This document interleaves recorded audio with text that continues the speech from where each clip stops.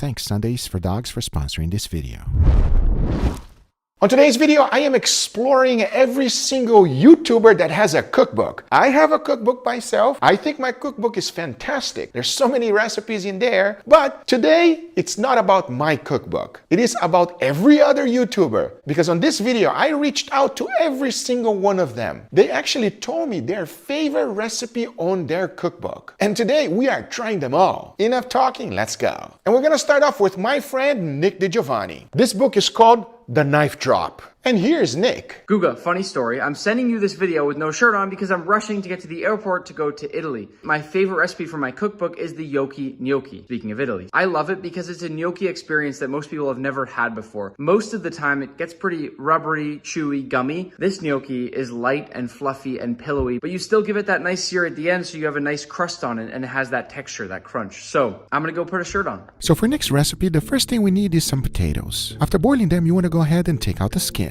Once that's done, you want to throw them in a bowl together with some flour and eggs. Mix everything together and combine it. Add flour as needed to create a dough. Once that's done, you want to go ahead and shape them. Of course, whichever shape you like, but these are the best for it. Then you want to run them through some flour and immediately cook them in boiling water. If you've never made gnocchi before, it's quite simple. You know they're fully cooked when they start floating on the top. But once that's done, you want to heat up some pan with olive oil and immediately start to fry them up. Like Nick says, this makes a huge difference as we're going to get two types of texture, especially the crispy one, which is the one I love the most. As once that's done, the only thing left to do is to plate it. Now here's where Nick takes things over the top. As for the sauce, you want to make some brown butter, which is basically cooking the butter until it's nicely brown, followed by an egg yolk, and to finish, a generous amount of Parmigiano Reggiano. Now that looks fantastic, and it sounds like it's a great recipe. Well, we're about to find out right now. Oh man. Okay. It is nice and soft, but also crispy at the same time. I can't even be tough on him. Yeah, you can't be tough at all. I like it, Nick. Good job. It's a thumbs up for me, man. You guys like? Hell yeah. Thumbs up for me too. But can we all agree, no more Salt Bae, please? Yeah, please. Please. Come on. Next up, if you love history, you've came across this guy. Max has cooked some epic things on his channel, everybody, and inspired so many people to try things that you would never think about before. Hey Guga, this is the Tasting History Cookbook with over 65 of my historic recipes, but my favorite is the Pulum Particum, or Parthian chicken from the ancient Roman Empire. It is filled with ingredients and flavors that you might have not ever had before. You might actually have trouble finding them, so I would love to see you cook it. Good luck. And for Mac's recipe, the first thing we need is chicken, the whole bird. I went ahead and removed the thighs, and then I did something that we call airline chicken, which is basically this, the breast with the wings. It takes a little bit of work, but it is doable. Now my chicken is ready. Next up, to make a marinade. So into a bowl I threw in some fish sauce, followed by wine, some celery leaves, salt, and black pepper. Now mix it up real good, and I immediately threw in all of my chicken. You want to make sure that the chicken is fully covered with this marinade. This is where a lot of the flavor will come from, but we're not done yet. First, some caraway seeds, and rub that throughout the whole chicken. Next, this ingredient, acefida. I made a whole video about it. I just combined it with some water, and it was now ready to be rubbed on the chicken. So onto a cooling rack, I placed all of my chicken. Then I added a generous amount of the acefida mix. This makes the chicken taste so good. I don't know how to explain it, but you'll find out shortly, because into a 350 degrees oven it goes. In the end, the chicken is now fully cooked. The only thing left to do is to plate it up. As once that was done, I save a little bit of that marinade that was previously made before adding the chicken. Just make sure to add a generous amount of it. And to finish it off, some black pepper. Now that is really tasting history. But with all these unique ingredients, is it as good as it looks? First, give it a smell, because as soon as I smelled that, I was very, very interesting. Is that what we're going with? This is so strange. Oh my God. Oh, Sebastian, what was that? Oh no, this is not a very pleasant smell for a chicken. Cheers, everybody. Cheers. Oh, it's actually not bad. It tastes a lot better than it actually smells. It's okay. You smell it, it's not at all what it tastes like. No, not at all. And it's like herby, earthy, terrible smell. It tastes a lot better than it smells. Look at that. You eating the chicken you like. Yeah, it's not bad. Now, this next YouTuber has some epic editing on his video, everybody. It's absolutely insane. I'm talking about You Suck at Cooking. But the big question is, which recipe is his favorite from the book? Hey Guga, this is my book, You Suck at Cooking, by me, You Suck at Cooking. Whoops, let's just put that back. My book has phenomenal recipes like my gas station charcuterie plate, potato salad for the living, and my one ingredient diet ice pops. But what I want to see you make is my spicy peanut butter soup. This soup is so good I want to lick the page right now. So I'd love to see you take a crack at it if you're not afraid of a little peanut butter in non-sandwich form. Good luck. Now this soup is not that hard to put it together, so let's give it a try and see how it goes. First, into a pan I threw in some oil, followed by red onions. Started to cook that a little bit. Then I added some tomato, carrots, broccoli, chickpeas, brown sugar, black pepper, salt, and chili oil. Now mix everything together. Then you want to add some veggie broth, followed by peanut butter. Mix that up real good until the soup becomes creamy. As in the end, all there's left to do is to plate it up. This is a creative soup, just like You Suck at Cooking, and I cannot wait to give it a go. Oh, it's spicy. Yeah. Oh, yeah, it's very spicy. This tastes like straight up peanut butter. It is a flavor bomb. I'll tell you that right now. What do you think, Sebastian? I'm looking at the ingredients. It looks like it has broccoli and like chickpeas, as you said, and probably some carrots. But I like to look at it. I don't want to eat it anymore. I'm good. Thumbs up for me. You, Sebastian? Yeah, so. It's so good I already ran out of it, everybody. Wow. That was awesome. Next up, this guy might have the nicest mustache I've ever seen. Yes, I'm talking about Salt Hank, everybody. It's called Salt Hank 5 napkin situation. Google, you're getting the banh mi dip. This is seriously one of my favorite recipes from the book. I'm excited to see what you do with the pork belly in particular. I think there's a little chicharrone opportunity there, all right? For this sandwich, unfortunately, I was not able to find a pork belly with skin on. However, this one will work just fine. And the first thing I like to do with pork belly is to score it. That way I can really render the fat, and most importantly, get a generous amount of seasoning on it. And for that, as recommended, we're gonna go with Old Bay seasoning. A generous amount. You wanna make sure that you get this pork belly fully coated with it. Once that's done, you wanna cook your pork belly on a cooling rack. Because remember, it will render a generous amount of fat, and you don't want things to catch on fire. Next up, we gotta pickle some vegetables. This one is pretty simple. Into a jar, you wanna throw in some daikon and carrots. Then into a pan, you wanna throw in some vinegar, followed by sugar and a pinch of salt. Mix that up real good and let everything dissolve. As soon as you have done so, you wanna pour that directly into the container. And that is how simple it is. Now to make a delicious dipping sauce. First, you wanna start off with some beef stock, followed by hoisin sauce, beef bouillon, and some fish sauce. Now whisk that together, and that is as simple as it gets. This wagyu will be perfect to go along with the sandwich. We're missing one important thing, and that would be a sauce. So into a food processor, I threw in some mayo, followed by garlic, Fresno pepper, and foie gras, which is duck liver. Now you want to blend everything together until it becomes a sauce. I mean, Salt Hank is not playing around here. This sandwich is gonna pack a huge amount of flavor. Talking about that, by this time the pork belly was fully cooked, and as I take slices, oh yes, this is what I'm talking about. Absolutely delicious. Now to put the sandwich together is pretty simple. You first want to add that mayo, followed by a generous amount of cucumbers, a few slices of peppers. Of course, we can't forget about the pork belly and the pickled vegetables we previously made. To make it fancy, I also added some green onions, followed by cilantro and sriracha to make it slightly spicy. Now that is a banh mi that I can eat all day, every day. I have a feeling that this one is going to be phenomenal, as it is one of the most fanciest banh mi I've ever made. Oh, wow. Oh! I can taste the spicy. I taste the refreshment of the cucumber and the fatty pork and the crunchy bread. It's great, but it's hot. I don't know what type of pepper, but man, my whole left side's on fire. It's bad, but it's good. It's good stuff, man. But the heat this is too much heat for me. No, there's a lot of heat. Very flavorful, very delicious. Congratulations on your book, brother. It tastes amazing, everybody. Big thumbs up for me. You all right? Boy, it's all over my lips. Bro, holy Man crap. cannot take spice, everybody.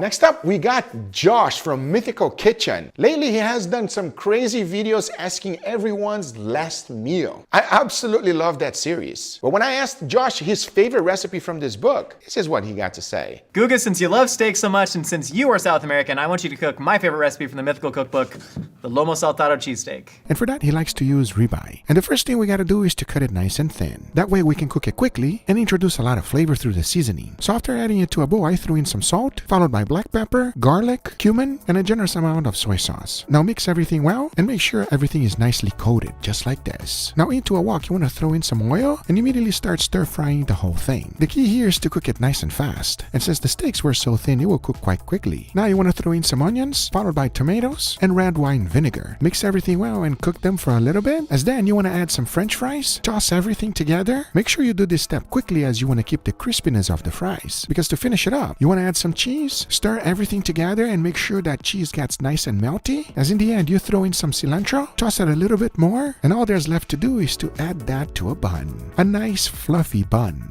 As in the end, you are left with this, a lomo saltado cheesesteak. I have a feeling this one is going to be real good.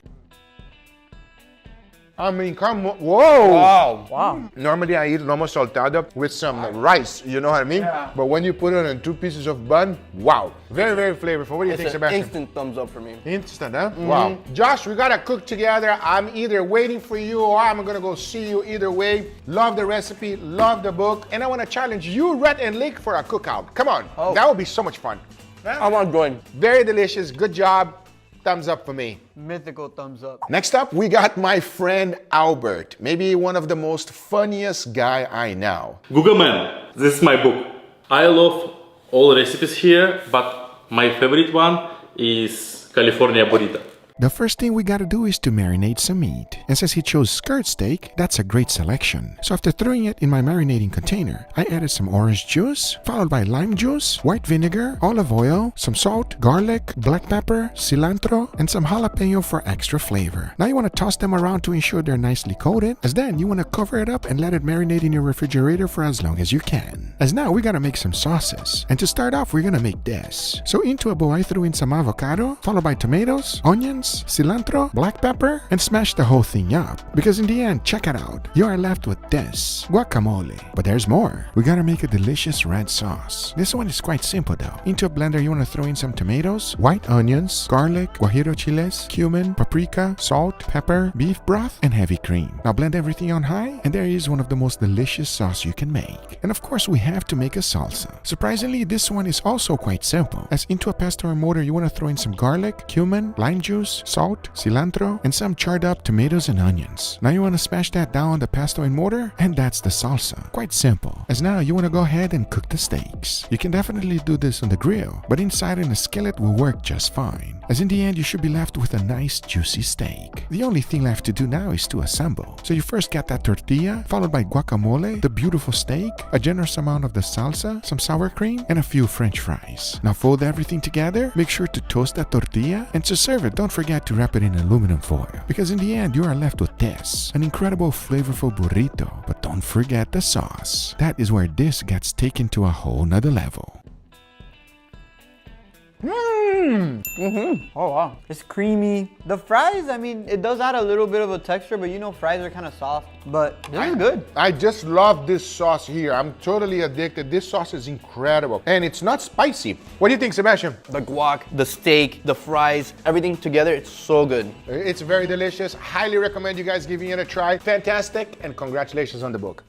Everything looked good so far, and before we try the next one, I want to thank today's sponsor, Sunday for Dogs. This is Cookie, and she thinks she's the main character. She's active, young, and a beauty. This is Chica, and she's actually the main character, my senior citizen, and the one that puts Cookie in check. They are completely different, but one thing that they have in common is that they love Sunday for Dogs. They're both long-haired dogs, and there's nothing I hate more when they get dirty with wet foods. And I don't want to give them any unappetizing kibble. I want them to eat something that is good for them, and I will actually not be afraid of eating it myself. Sundays for Dogs is the perfect food for them. It is entirely human-grade ingredients, so yeah, I could take a bite of it if I run out of steaks. It is 90% meat and 10% superfoods with no synthetics or preservatives. It is air-dry, so it's similar to beef jerky. They even love it as a treat and will happily give you a trick in exchange for a piece of Sundays. So go to sundaysfordogs.com/Guga or use code Guga at checkout to get 50% off your first order of Sundays. Thank you, Sunday for Dogs, for sponsoring this video and keeping my pups happy and healthy. Now, let's get right back to it. Next up, from the land down under, I'm talking talking about Andy, and his cookbook is called Andy Cooks, the cookbook. When I reached out to Andy, he picked a recipe that I was quite surprised. G'day Google bro, this is my cookbook, Andy Cooks the Cookbook. It's been out for over a year now and I'm super proud of it. This is my recipe for a Kiwi classic, the steak and cheese pie, and I'd love to see you make this dish as it's a super meaty one and I think it's right up your alley. To start off, we gotta have the meats. And I'm gonna be using picanha. We all know the queen is better than anything else. So I went ahead and started slicing it. The thing here is to get in nice little small cubes. Once that's done, I went ahead and seasoned it with salt, black pepper, and some all-purpose flour. You see, the flour will do two things. Help get a nice crust, and will also thicken up the sauce inside the pie. The next thing to do is to get it seared. So for that, into a pan I threw in some oil, heated it up, and inside goes my meat. We want to get that nice golden brown crust going over here. This produces an incredible flavor, and it's a must. Once that's done, I quickly removed it from the pan, and check out what's left on the bottom, the fond. Don't let that go to waste. To deglaze it, I threw in some onions, carrots, celery, and garlic. And of course, 2 bay leaves. You want to go ahead and mix this up and start deglazing the pan. Keep it under medium heat. Then once you got a nice color in the veggies, go ahead and throw the picanha back in. Stir and combine all the ingredients together. As then you want to add in some Worcestershire sauce, followed by beef broth. Now go ahead and cover it up and keep it under low heat. You want to let it simmer for at least 1 hour. As in the end, check it out. This is what you're left with. To finish it up, you want to add some cornstarch slurry and mix everything together. As in the end, you're going to be left with a nice rich filling.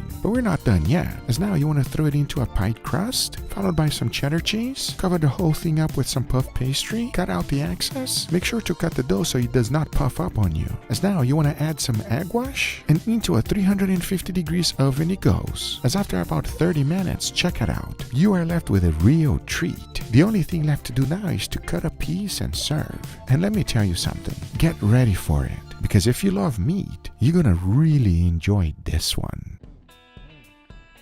Oh, wow. I wasn't crazy about the ketchup, It worked. but it works. It brings some acidity and sweetness. Which kind of makes it a little bit complete. Like, I feel like it does work. I'm not gonna lie. I'm a fan. It's a lot better than vegetable pie. Oh, come on now. Why would you even say that?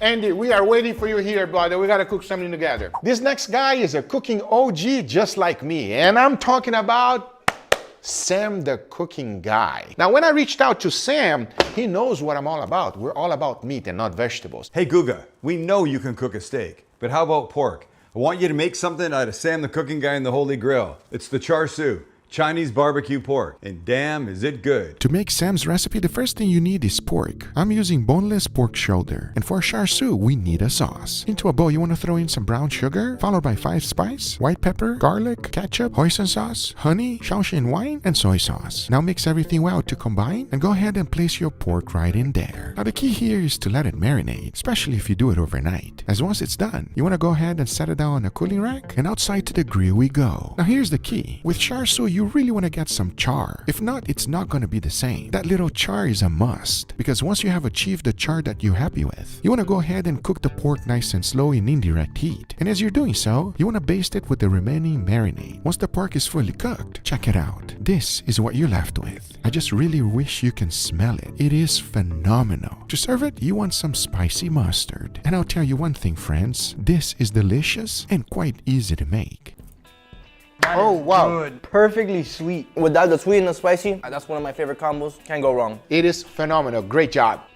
Big thumbs up for me. This next guy loves sandwiches as much as I love picanha. I'm talking about my brother, Owen. Inside of this book, there are so many wonderful recipes. What's good, Guga? We all know you're the king of steaks and crazy experiments. Well, today, I want to see you tackle one of the recipes from my cookbook, Stack, The Art of the Perfect Sandwich. And one of my all-time favorite recipes is the one on the cover, skirt steak, caramelized onions, Gruyere cheese, garlic aioli on a nice toasted baguette. I would love to see your take on it. Don't mess this up. And the most important ingredient on a steak sandwich is the steak. For this recipe, he chose the skirt steak, which I love. I kept the seasoning real simple with a good amount of salt, followed by freshly ground black pepper and garlic powder. Once that was done, I set it aside. As next, I needed to caramelize some onions. So after dicing them nice and thin, I threw into a pan to cook them nice and slow. I lightly seasoned them with salt and pepper and kept cooking the whole thing until it got completely caramelized. We all know caramelized onions are fantastic on a sandwich, and this is going to work out great. Next, to make a delicious sauce. This one is quite simple. Into a bowl I threw in some mayo, followed by garlic and Dijon mustard. Now you want to mix everything well and combine these ingredients, and there you have it. It's that simple. Now to cook the steak. I first laid down some oil into our cast iron skillet and started to cook it. We want to cook this under high heat so that we don't overcook it, because we all know medium rare is best. But if there's one steak that you can cook a little bit more, it's this one, and it is perfect for a sandwich, because once it's fully cooked, the most important part here is to cut it against the grain. If you do so, it's going to be a nice and tender bite, and as you can see, this one turned out super juicy. Next might be one of the most important ingredients, and that would be the bread. I chose an artisan bread. Remember, 50% of your sandwich is the bread, so if you have a good bread, you're halfway there. So to build the sandwich is pretty simple. I first laid down a generous amount of the mayo, followed by some Gruyere cheese, a generous amount of the steak, and for some reason Owen really loves arugula, but I am not putting that on the sandwich. And of course, to finish it off, some more bread with the sauce. Now I'll tell you one thing, this looks like a delicious sandwich. Oh, you better believe it, friends.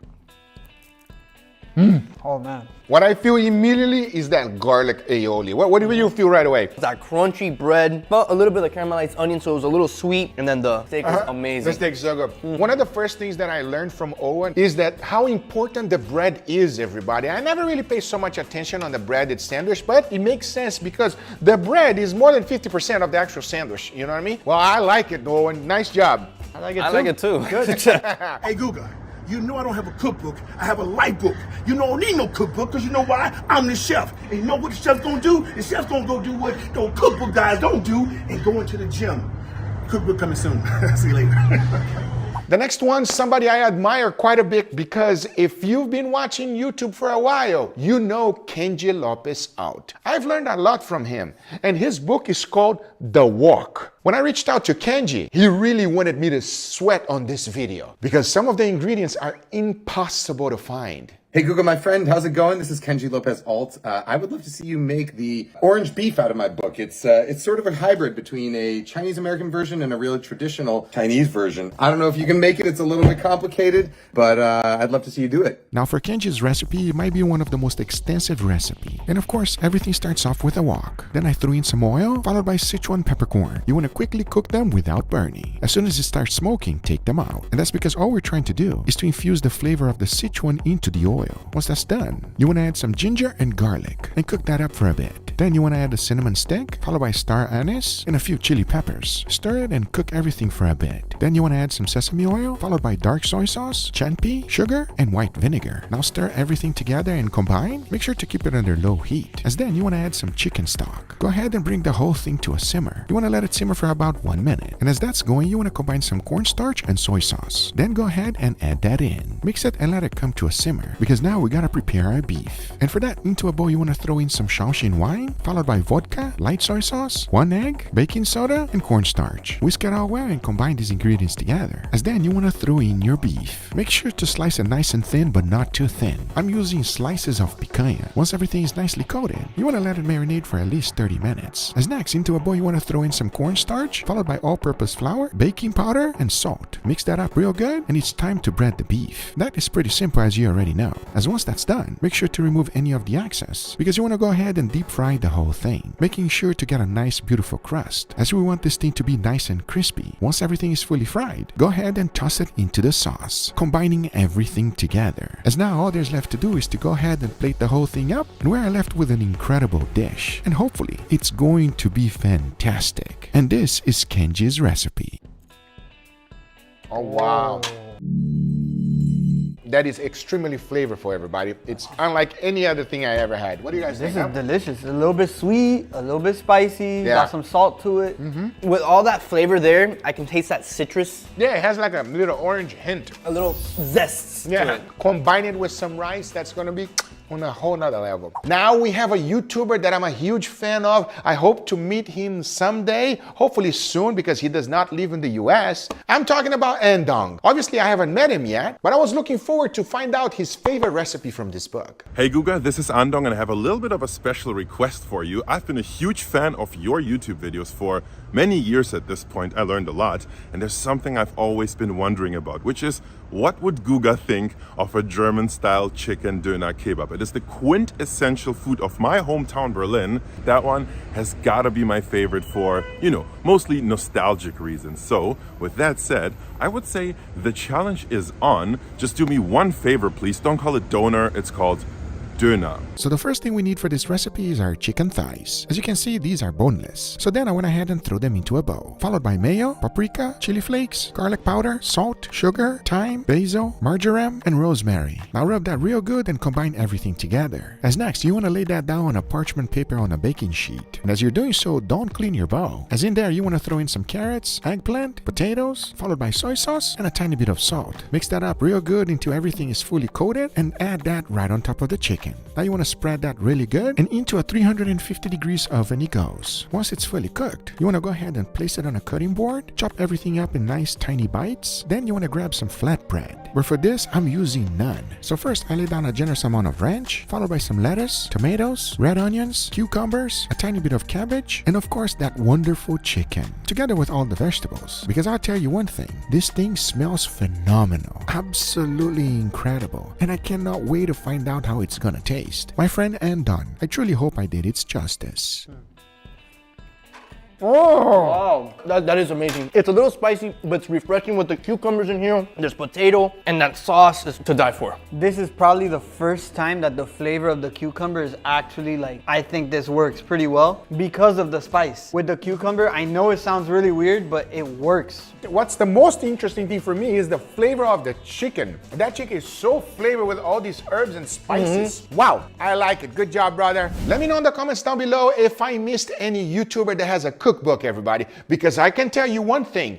I reached out to all of them. Some did not reply. Gordon Ramsay, when you needed me to break a world record, I was there, Gordon. Put it down in the comments down below who I missed, because if you love this video, we might make part 2. I hope you guys enjoyed this video. If you did, hit that thumbs up. If you're not a subscriber, be sure to subscribe. Let me know in the comments down below which book you have and which one you want to buy the most. See you guys in the next one. Take care, everybody. Bye-bye.